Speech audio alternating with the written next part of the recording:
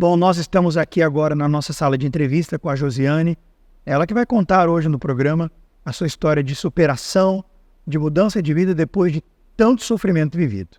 Josiane, vamos lá, do princípio. Como que foi a sua infância, adolescência? O que aconteceu com você? Então, bispo, eu cresci sem a presença do meu pai. Então, pela minha mãe, ela ser mãe solteira e ter que trabalhar para cuidar dos filhos. Você nunca conheceu ele? Eu conheci ele já grande. Adulta já?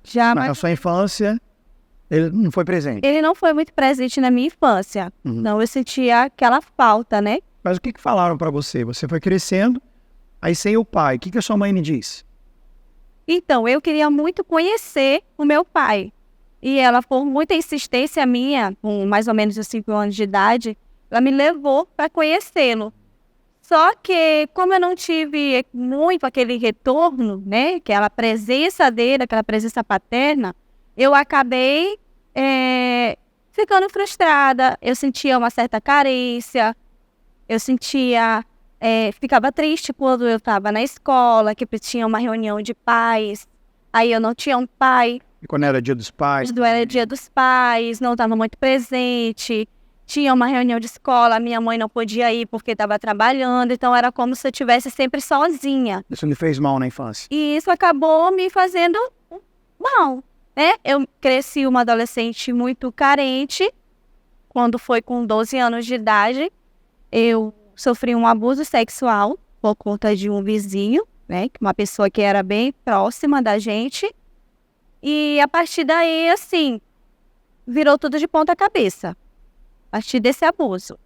Espiritualmente falando, eu comecei a ficar, assim, bem perturbada. Eu comecei a ver vultos, eu comecei a ouvir vozes, sentir a presença de alguém seguindo. Eu não dormia, eu tinha muitos pesadelos, eu tinha insônia. E aí a situação piorou, porque a minha mãe acabou perdendo emprego, a gente acabou tendo que morar de favor, chegamos ao ponto de passar fome. Então, assim, e eu cresci revoltada por conta disso. Primeiro com a ausência do seu pai e depois com o abuso. E depois com o abuso. Aí piorou ainda mais. Aí piorou ainda mais. Então, aos 14 anos de idade, na escola, eu já comecei a beber, eu já comecei a fumar, eu já comecei a andar com mais amizades. Eu tinha um vazio dentro de mim, eu achava que aquilo era falta de relacionamento. Então, eu já comecei a me engajar de relacionamentos em relacionamentos, festas. Comecei a ficar muito rebelde, brigava na escola, comecei a dar trabalho para minha mãe. Ela ficava me esperando as madrugadas chegar em casa e eu não chegava. Ela via o dia raiar e eu não chegava. Eu chegava bem de manhã, então, por conta disso, a gente brigava muito, a gente ficava sem se falar dentro de casa. Então, era uma situação bem complicada mesmo. Nessa altura, o seu pai ainda não tinha aparecido? Ele já tinha aparecido, só que a gente não tinha muito contato. Né? A gente não tinha, assim, muito aquele contato. E era mesmo eu e a minha mãe. Mesmo com todos esses conflitos, era nós duas. Morando de favores. Morando de favores, com a situação difícil. Aí eu comecei a trabalhar, mas não era valorizada no trabalho. Era aquela miséria, ganhava muito pouco, não dava para nada. Enfim, pouco onde viver em relacionamentos, foi muitas frustrações, muitas decepções. Eu saía para as festas quando eu chegava. Eu passava a madrugada toda chorando, que eu não entendia por que aquele vazio dentro de mim, faltava algo. E eu tinha namorados, eu tinha amigos, né, entre aspas, eu curtia o mundo como todo jovem, mas continuava aquele buraco dentro de mim.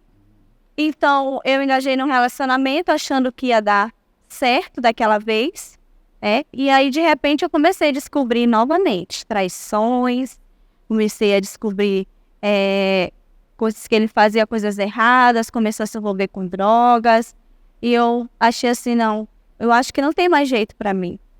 Eu acho que eu nasci mesmo pra sofrer. Você se sentia rejeitada pelos homens? Muito, eu se sentia rejeitada. Porque era o seu pai, agora é relacionamento. Os relacionamentos, eu tinha uma imagem muito errada, eu tinha, de certa forma, raiva dos homens. Se me traía, eu traía também. Eu tinha esse pensamento, né, que, então se eles estão fazendo comigo, Então agora eu vou fazer também com eles, eu vou fazer eles sofrerem também. Então, por isso eu fiquei uma jovem assim muito desvalorizada. Ninguém me valorizava aonde eu morava.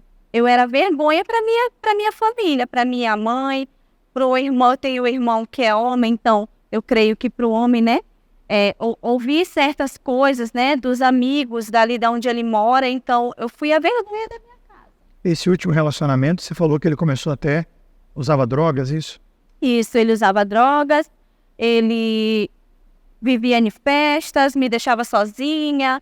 E aí eu falei assim, não, eu tenho que procurar alguma coisa, tenho que fazer alguma coisa. Então eu comecei a pensar em Deus, e eu pedi para Deus uma oportunidade. Eu queria mudar de vida, mas eu não sabia como. Você chegou a ter depressão, coisas assim? Eu não tive depressão, mas passava muito pela minha cabeça para que eu viesse tirar minha vida, porque nada dava certo para mim. Então, foi quando eu me lembro que eu comecei a pedir a Deus uma luz, uma solução. E eu, através da programação da TV, um dia de tarde, eu passei mudando de canal e eu parou no testemunho de uma pessoa.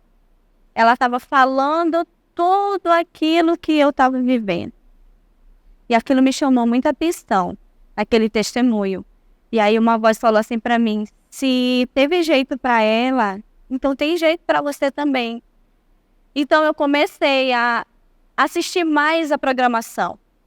E toda vez que eu falava assim, eu vou lá nessa igreja, sempre dava errado. Acontecia muita coisa. Foram 2 meses lutando para que eu viesse chegar e sempre dava errado. Tinha greve de ônibus, eu adoecia, eu sentia fortes dores de cabeça. Até que um dia eu falei assim, tem alguma coisa que não quer que eu chegue nessa igreja. Eu falei assim, não, eu já sei o que eu vou fazer. Eu vou ficar calada, eu não vou falar nada. Então, como era de costume toda a tarde, provavelmente acho que o horário de 11 da manhã, que passava a programação ainda passa. Eu assisti a programação, me arrumei. Quando eu estava para sair, eu falei para minha mãe que eu ia sair e eu ia na igreja.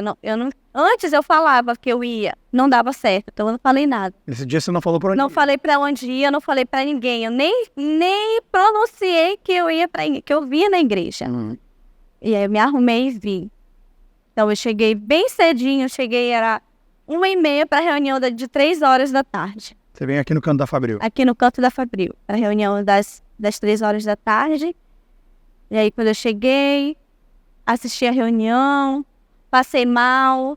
Então, naquele dia, eu vi quem era o responsável de todo o meu sofrimento. Que não era o meu pai, não era aquele rapaz que tinha abusado de mim, que eu fiquei com muita raiva dele. Não era os rapazes que eu tinha me relacionado. Não, o problema estava em mim, o problema estava aquele mal que dava na minha vida. E por conta de eu não conhecer a Deus, então ele tinha posse da minha vida. Você tinha mágoa do seu pai? Não tinha mágoa dele, mas eu creio que uma decepção. Era uma decepção, assim, por querer ter ele perto e não poder, né? Então, aí eu disse, eu quero lutar. Eu vou lutar, eu vou começar a vir nas correntes. Comecei a vir nas sextas-feiras, no domingo, na quarta-feira. Só que eu ainda não havia me entregado, eu tinha um relacionamento.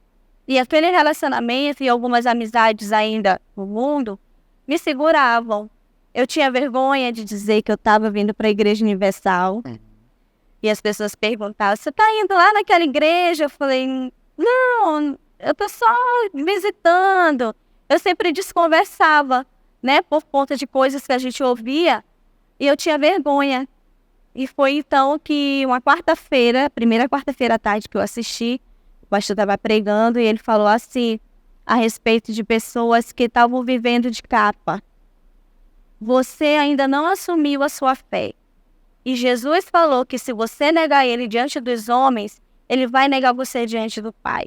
E assim, aquela reunião abriu assim, a minha visão e naquele dia eu decidi mesmo me entregar. Naquele dia eu falei para Deus que eu ia abrir mão do que fosse necessário para que eu viesse mudar de vida. Porque eu queria solucionar os problemas de fora.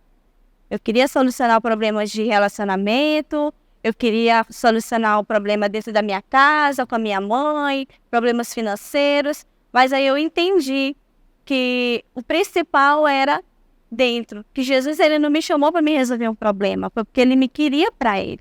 Ele queria me dar aquele amor que eu não tive de ninguém. Ele queria me dar aquele amor. E ali eu decidi, eu saí da reunião decidida, no outro dia eu fui, terminei o relacionamento que eu tinha, de quase 2 anos. Abri mão do trabalho que eu tinha, que eu falei assim, se eu quisesse continuar com Deus, eu ia ter que abrir mão daquele trabalho. Então eu abri mão do trabalho. Porque o trabalho envolveu alguma coisa errada? O trabalho era bar. Então, como eu bebia, como eu fumava, como as amizades estavam ali, então eu queria, de fato e verdade, morrer pro mundo. Eu fui bem radical. Então eu troquei de telefone e comecei a minha caminhada com Deus. Então, tive meu processo de libertação, foi um pouco difícil, mas após 7 meses, aconteceu o dia mais importante, né? Que foi o dia que eu recebi o Espírito Santo. Estávamos vivendo o propósito do Domingo de Pentecostes, e naquela semana foi passado para a gente um propósito, que a gente viesse fazer 7 dias de separação.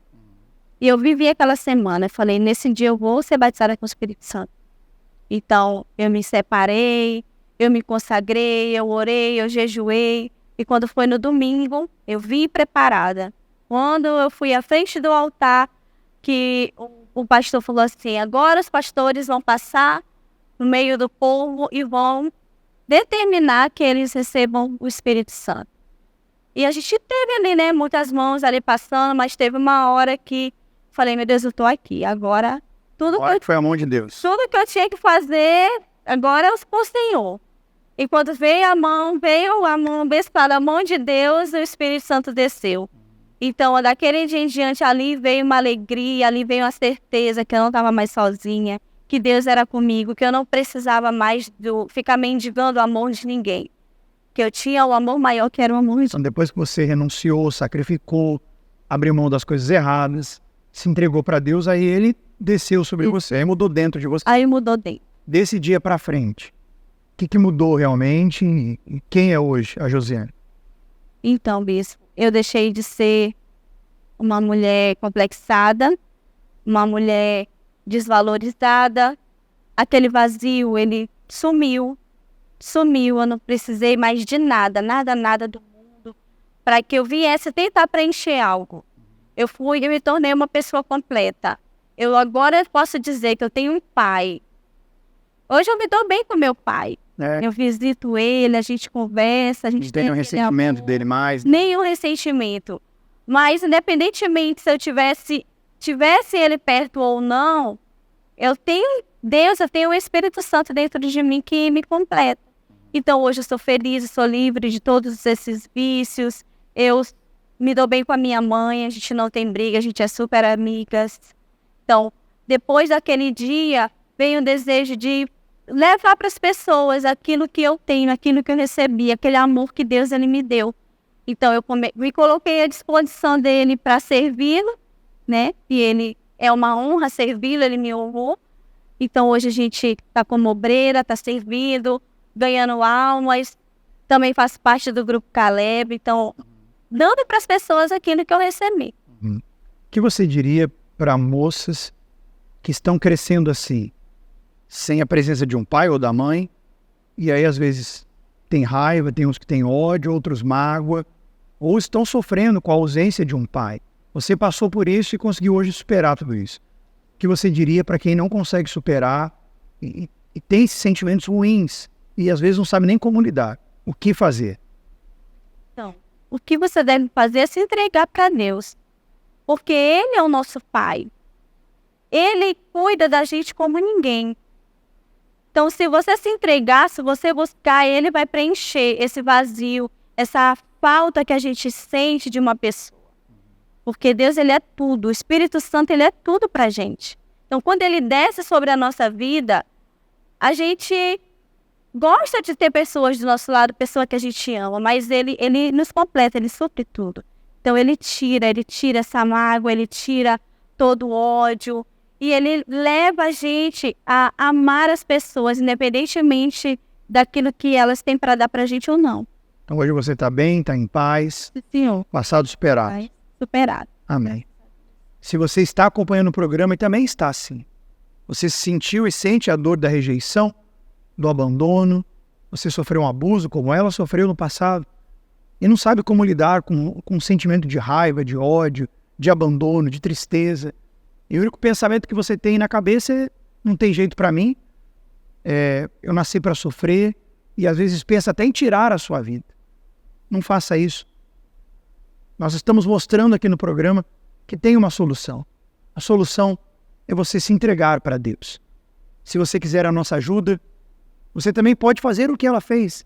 Você que acompanha o programa já e não é de hoje, tome uma decisão, se levante e venha para cá. Você pode participar nesse domingo com a gente aqui no Canto da Fabril, aqui no centro de São Luís, na rua Oswaldo Cruz, 1600, às 9h30 da manhã, a grande concentração de Fé e Milagres. Para mais informações ou endereços, acesse aí o nosso site, é universal.org/localizar. Eu já volto.